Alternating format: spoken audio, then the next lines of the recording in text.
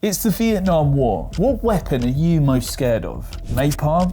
Punji pits? Ambushes? Well, someone's asked exactly that. What was the scariest weapon in the Vietnam War? Let's get into it. The scariest weapon utilised during the war was terrifying beyond belief. It made even the bravest men quiver in their boots. That weapon that struck so much fear was the country they were fighting in. The Vietnam War was a body count war, a bloodbath of hate and fear. When we were fighting a war that no one wanted, a war that seemed to make no progress despite our efforts. Their army seemed to thrive. The very civilians in Vietnam gave our troops dirty looks. The US military faced a large degree of troubles in the forests of Vietnam and in the small villages they came across due to the VC presence. Paranoid fear of someone being guerrilla fighter and something far more sinister that welcomed them. Punji pits. Falling in a punji pit would be terrifying. And we've got some people making punji pits here. Booby traps. Punji sticks, layered out around the forest in pits disguised as the very ground itself. Take the wrong step and you'd plunge into the spikes. More often than not, they were covered in feces, adding to the serious amount of pain and trauma. They would be guaranteed to get infection and die a slow and painful death. More traps were spiked balls triggered via wires. Two-step Charlies,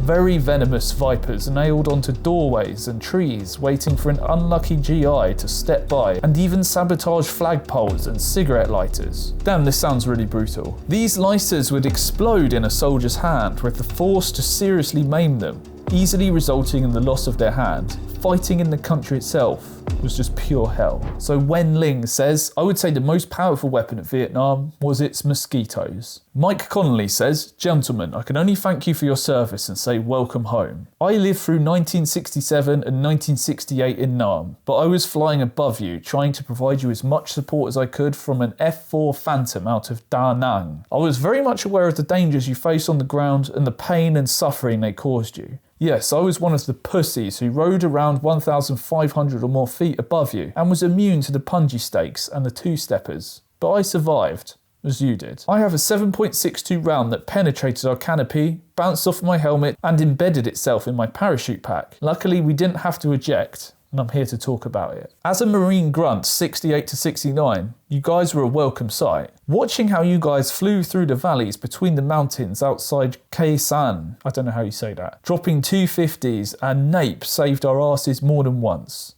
Many thanks. We've got a picture here. My father served around the same time as you, and although he was flying above too, he was sent up in tiny helicopters sent to draw out fire from the enemy for reconnaissance. I forgot the name of the helicopters, but they were tiny. It does look very small in that picture. Mike says the Americans took no notice of previous successful jungle campaigns and treated the jungle as an enemy. The jungle is neutral, the title of a book by a British soldier. The Australians were very successful fighting in the jungle, but the Americans did not take any lessons from them. Punji sticks were not responsible for many casualties, nor were most of the other crude booby traps. Mines of various types were another matter. My good friend Lieutenant John Fraser was killed by a jumping jack in the Long Hai Mountains in 1968. He was a cool hero.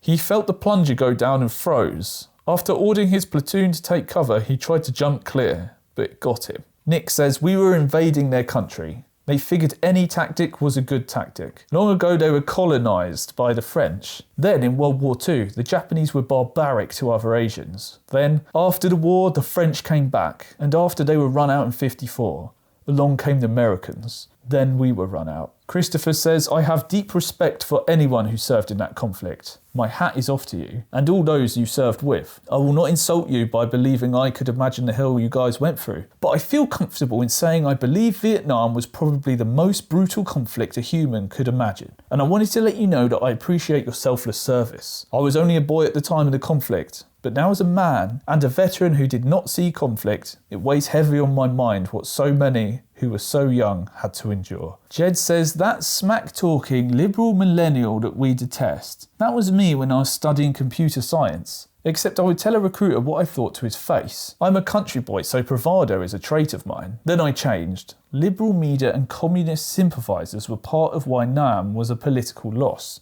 despite it being a tactical win. No idea what he's talking about. So Mary says, you forgot the tunnels and the tunnel rats who had to go down to fight. Also the children wired with bombs. I'm a civilian who lived through the 60s when this was going on and heard about this sort of stuff. It was a war where monks were setting themselves on fire to protest, and naked children were running through the streets also on fire. As an old lady, I have to say, for what? All of us supported the war at the time. Well, that was a pretty grim read there, but quite insightful. It was an era before my time, so it's interesting to read some comments from people who lived during that time.